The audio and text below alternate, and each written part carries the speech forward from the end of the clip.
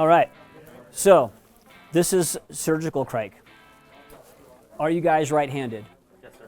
Okay, if as right-handed clinicians, you're always going to want to be on the right side of the patient. What does that mean?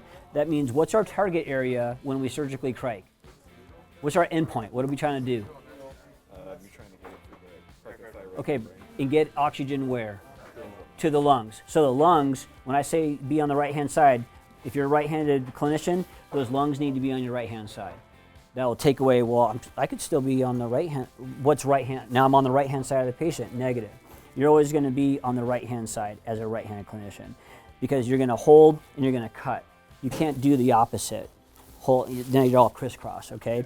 So what do you need for a Cric? You need your scalpel, you need your landmarks, hopefully, a 5.5 or 6.0 ET tube, never bigger than a 6.0 ET tube, okay?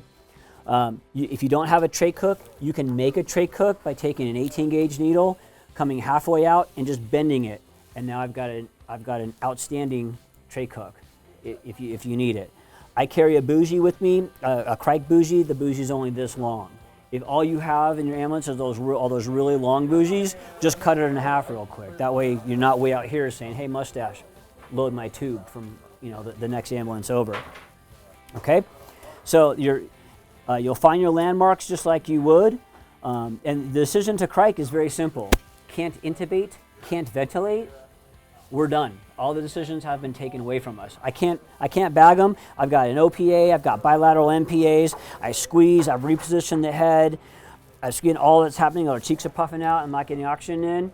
I will give myself one chance to tube him. If I can't tube that patient and then his sat's starting to fall, I'm gonna say, make it happen and Cric. And now I go from a primary role to a support role in supporting you.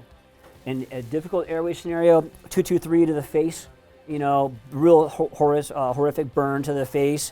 I'm going to go into it thinking, set up for a Cric, I'm going to set up for intubation, I'm going to do my techniques, and when I can't do that, I'm going to look at you and say, make it happen. I'm going to drop what I'm doing, accept the BVM, and I'm going to move to support you. That's how you work, and that's how you save lives, okay? We joke that takes 10 minutes to Cric, 9 minutes to talk about it, and 1 minute to do it. So how you guys are going to do it, you're going to make your cut just like I taught you before. Knife hand, pinky on the patient's sternal notch. This is their sternal notch. And you just take your index finger and you walk it up the cricothyroid membrane or walk up the neck until you find that cricothyroid membrane, which is always below the big Adam's apple, right, the thyroid gland. Once I find it, I'm taking my left hand, my thumb, my middle finger, and I'm tenting that skin as tight as I can.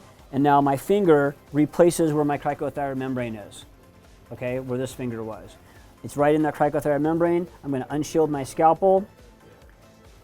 This is your surgical hand. We're not cutting up chicken, so I need you to act like a surgeon. 1 or 2 fingers will rest on the patient's chest cavity.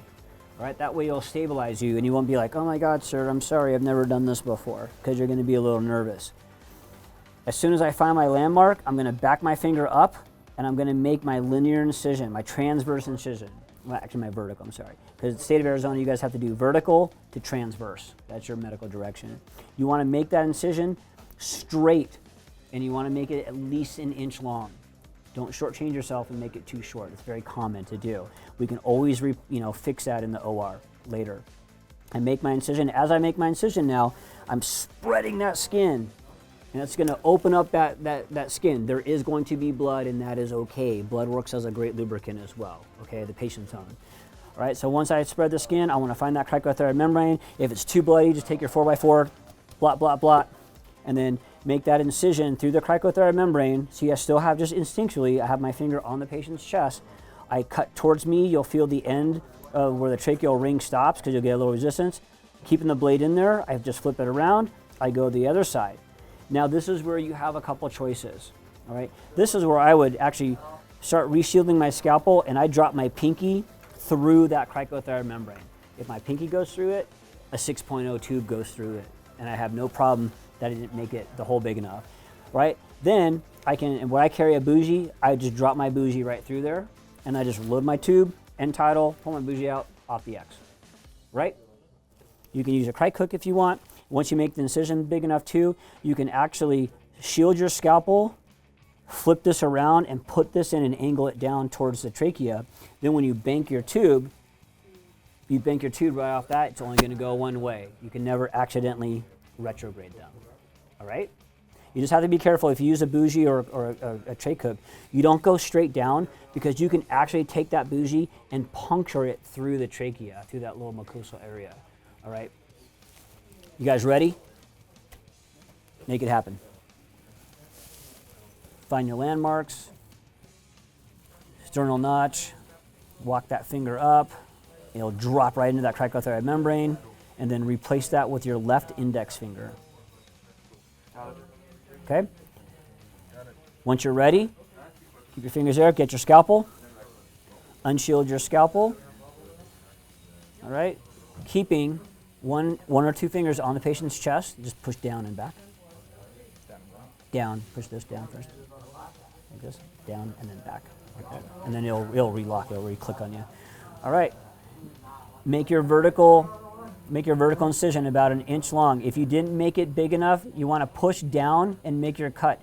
If you didn't make it big enough the first time, then you just replicate it. Okay? Just don't do any hacking. Go right below the actual thyroid. You don't want to cut the thyroid in half. Patient will probably bleed to death. Make your vertical incision down. Find your cricothyroid membrane. All right? Oh, he's bleeding. There's a second membrane that we cut on these things? There is. You have to actually palpate and puncture through the cricothyroid membrane, which is about as thick as your eyelid. It's not a thick procedure. All right? Do you find your cricothyroid membrane? You did not make. You need to get more real estate on that, brother. I mean, make that cut at least 1 inch long. Okay? Really separate it. If it's in a linear fashion like that, the surgeons can put this back together very, very beautifully. That way they won't look like Frankenstein. All right, so make your incision and spread that tissue apart with your middle finger and your thumb, okay? And then take this finger and you can kind of dissect that tissue. Always keep the scalpel straight. I think I got it. All right? So you have to figure out how you're going to keep that hole open. Either be careful with that scalpel, shield that scalpel.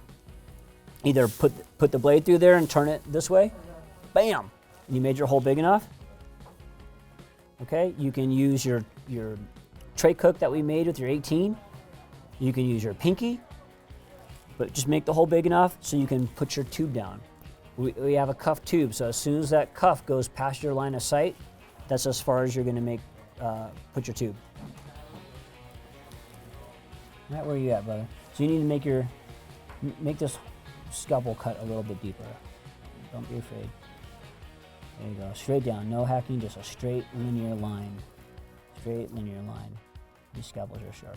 All right. Okay, then you would blow it up, end tidal, secure it, get off the X. Okay, so you got your finger through there, go down towards the lung, and pass your tube. How was that? Corwin, how was it? Good. A little difficult, a little slippery. What was hard about it? Keeping track of the cricothyroid membrane, making sure I was still on there, Okay. and not going to the side. Perfect. Or going through it. Does it feel real? Well, first-hand experience to say that, but it's definitely fleshy. This is how we get into spaced repetition for muscle memory, guys. Okay, so you can just, bam, when you need to make that determination, we can't intubate, we can't ventilate, let's just move on, let's cric them, let's get off the X.